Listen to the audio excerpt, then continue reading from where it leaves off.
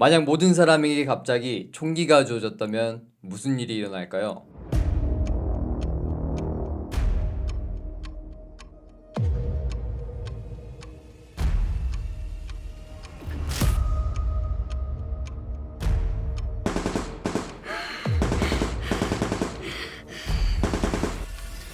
확실한 건 지금의 세상보다 훨씬 혼란스러워질 겁니다. 갑작스럽게 강력한 무기가 모두에게 주어진 나머지 충동적인 감정에 보다 쉽게 사람을 죽일 수 있고 자신에게 극단적인 선택을 보다 쉽게 내릴 수 있을 겁니다. 모든 게 그냥 방아쇠 한 번만 당기면 되니까요. 우리가 무언가를 가지고 있다는 것은 그것을 잘 사용할 수 있다는 것을 의미하지 않습니다.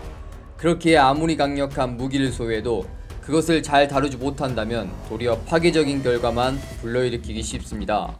그러나 우리 인간이라면 태어날 때부터 소유하고 있는 강력한 무기가 하나 있습니다. 바로 Dopamine. This is my dopamine. 도파민입니다.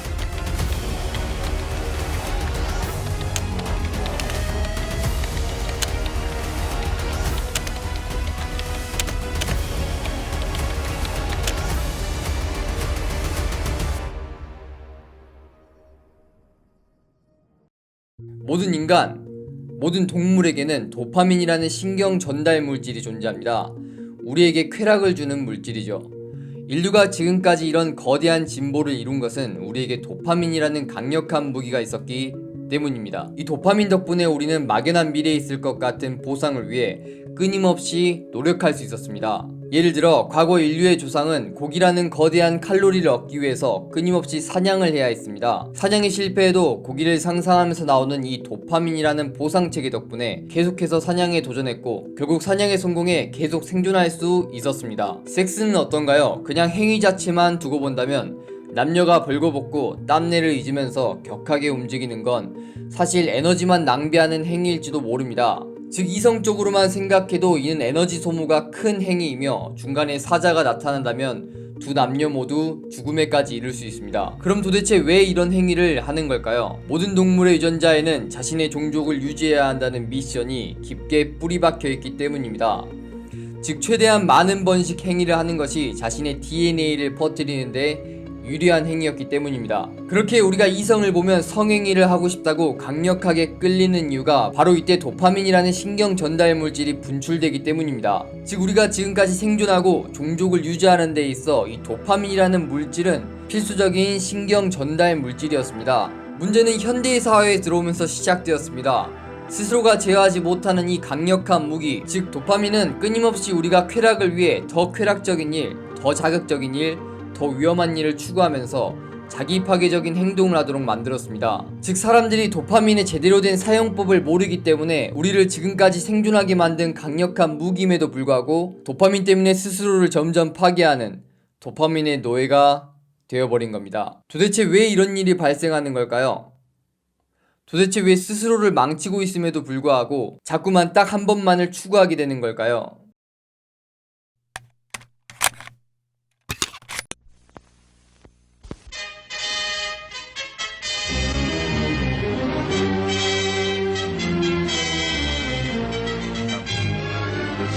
The key network, the dopamine circuit.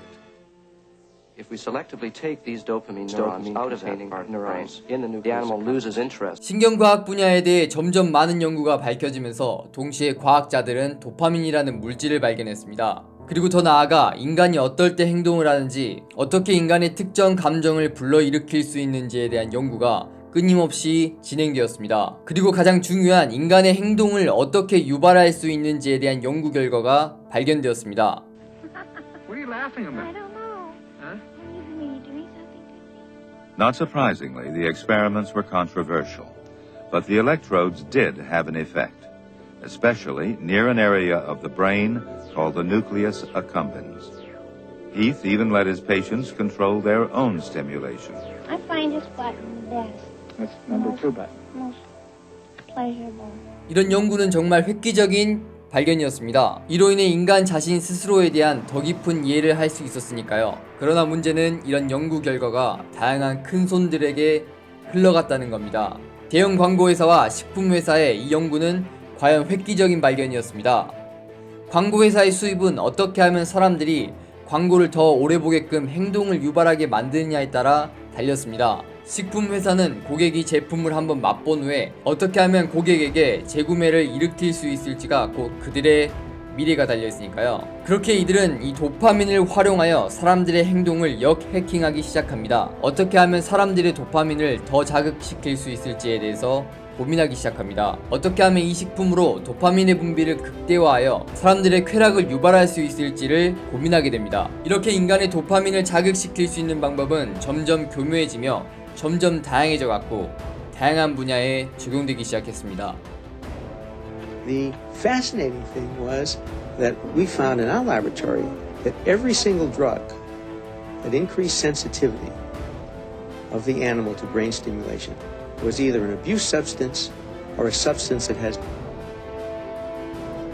과도한 이윤 추구적인 목적을 가진 식품업계는 이를 활용하여 가공식품에 쾌락을 주는 화학물질을 첨가해 우리가 이 음식을 끊임없이 먹도록 만들었습니다. 그러나 문제는 이런 화학물질이 우리의 호르몬 분비 교란, 장내 미생물증 파괴, 과도한 인슐린 분비 등을 유발하여 우울증을 포함한 다양한 정신장애, 비만, 과식, 심장병, 당뇨병 등의 결과를 만들었다는 점입니다. 광고회사나 소셜미디어 회사는 이를 활용하여 우리가 끊임없이 스크린을 들여다보게 만들었고 이는 불안증, 불면증, 자존감 하락, 다양한 중독의 결과를 만들었습니다. 혹시 유튜브, 인스타그램, 틱톡을 우리가 무료로 사용하고 있다고 생각하시나요?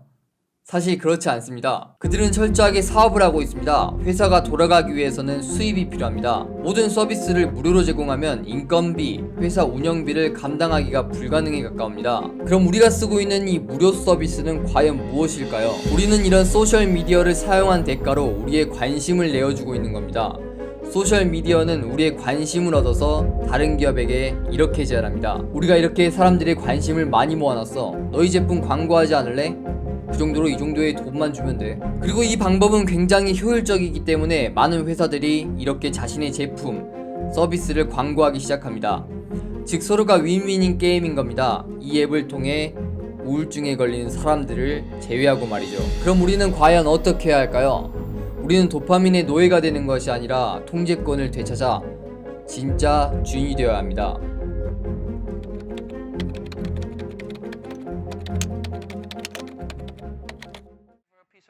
And she eats it. The other one needs to give a rock to us. And that's what she does. And she gets a grape. And she eats it. The other one sees that. She gives a rock to us now. Gets again cucumber.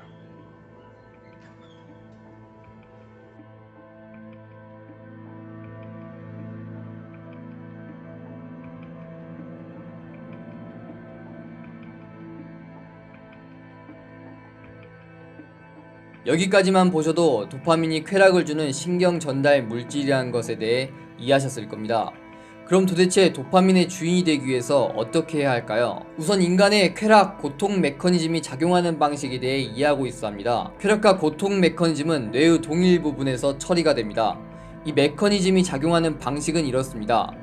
과도한 쾌락 상태에 계속 유지된다면 조그만한 고통에도 과도한 고통을 유발하도록 만듭니다. 예를 들어 휴대폰으로 재밌는 영상을 계속 보다가 갑자기 공부하려고 하면 집중이 정말 안 되는 경우 있지 않으신가요? 이렇게까지 지루하지 않았는데 갑자기 공부라는 행위가 너무 지루해진 겁니다. 이는 고통 쾌락 메커니즘에 따라 과도한 쾌락 상태에 있다가 조그만한 지루함을 느끼자 이를 과도한 고통으로 작용하게 된 겁니다. 그러나 문제는 우리가 삶을 살아가기 위해서 혹은 목표를 이루기 위해서 이 지루한 행위가 필수 가결한 요소입니다. 운동, 공부, 명상, 일기 쓰기 등 이 같은 행위는 지금 당장 고통스럽거나 지루할지는 몰라도 장기적인 관점에서 우리의 인생을 더 좋은 방향으로 이끌어줍니다. 그러나 다행히도 이 고통 쾌락 메커니즘은 정반대의 방향으로도 작용하는데요. 즉 과도한 고통 상태에 있다면 조금의 쾌락에도 많은 쾌락을 느낍니다. 이것이 우리가 도파민 디톡스를 해야 하는 이유입니다. 도파민 디톡스를 통해 뇌의 고통, 쾌락 메커니즘을 중립 상태 혹은 지루함에 익숙해지게 만들어 작은 쾌락에도 큰 행복을 느끼도록 말입니다. 사실 지루한 행위를 인생의 기본값에 둔다는 것은 절대 인생이 지루해짐을 의미하지 않습니다. 사실 지나친 쾌락의 관점에서 바라보기 때문에 지루하다는 것이 존재하는 겁니다. 휴대폰을 내려놓고 카페에 앉아서 자연 풍경을 보면서 사색을 하는 것이 지루한 행위인가요? 혀끝을 자극하는 음식을 멀리하고 건강한 식재료를 택하는 것이 지루한 행위인가요? 집에서 SNS를 보는 대신 체육관에 나가서 사람들과 함께 땀을 흘리며 운동하는 것이 그렇게 고통스러운 행위인가요? 우리가 지금까지 지나친 쾌락과 편안함에 익숙해졌기에 이런 행동들이 지루하고 고통스럽게 느껴지는 겁니다. 사실 지루함에 익숙해진다면 어느새 이 상태가 정말 인간 자연스러운 상태라는 것을 깨닫게 됩니다. 운동을 해도 조그만한 발전에 행복감을 느낄 수 있고 이런 행복감이 운동을 지속하도록 만들어줍니다. 공부를 할 때는 훨씬 집중이 잘 됩니다. 사랑하는 사람들과의 대화에서 온전히 집중할 수 있게 됩니다. 그리고 더 자주 작은 것에 감사함을 느낍니다. 네, 이제 도파민 디톡스를 하는 방법에 대해 알려드리겠습니다. 우선 여기서 추천하는 도파민 디톡스 방법은 사실 일회성이 아닙니다. 이를 라이프 스타일로 받아들이셔야 진정한 효과를 누려볼 수 있습니다. 첫 번째는 24시간 도파민 단식입니다. 말 그대로 하루 종일 쾌락을 주는 행위를 멀리하는 겁니다. 주말 편한 날에 하루를 정해서 이를 실천해 보시기 바랍니다.